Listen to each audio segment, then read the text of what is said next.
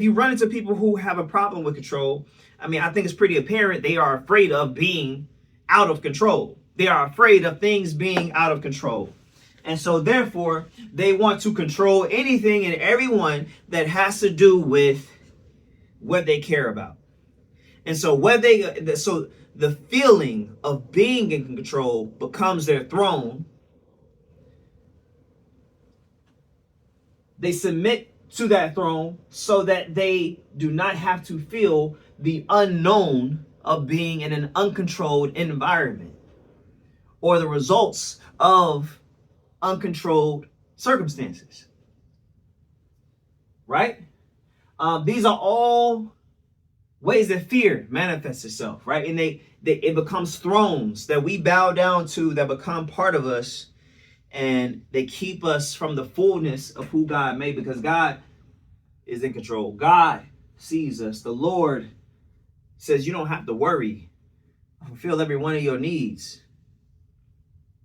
I know them before you even ask. Then we have the inability of weakness. The inability of weakness is a funny one because it's a facade.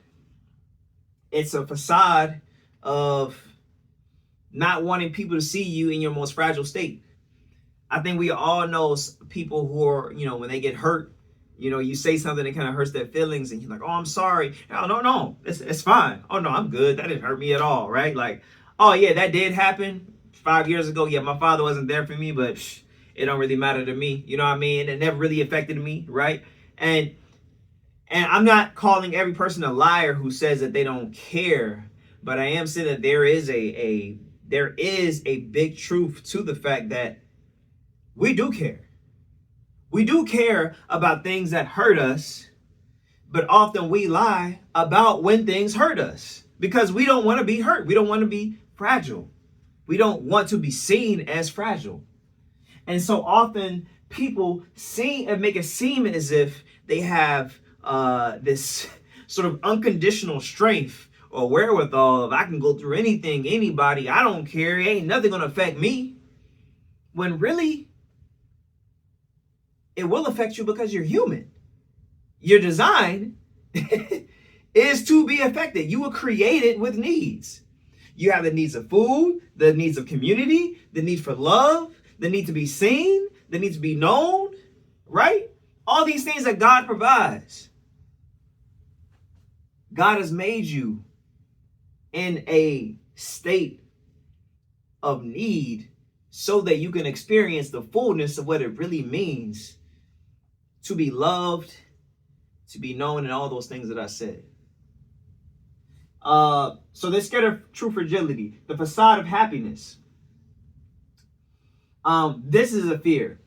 When people make the throne of happiness what they submit to and they bow down to, often it's because they are afraid of what the low moments of life will do to their self-perception, or to others' perception of them, or maybe they feel that they can't handle those low moments of life, what it would do to them, right?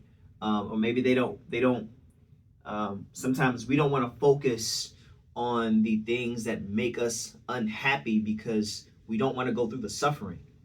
We don't really want to give that power. But that's the reality. Life comes with suffering. And Jesus promised us everlasting joy through suffering. He suffered so that we could suffer with their joy. It said if we ask in his name, right? He said he will give us joy, right? And so the facade of happiness is the fear of the lows of perception and reality, and it takes the place of joy, true joy. And it's based on fearing real things. The overemphasis of validation. Thank you for watching this video. Make sure you hit the subscribe button below. And then secondly, go to abbaandme.com. Check out our fashion line and all of our products that encourage intimacy with God and the well-being of his people.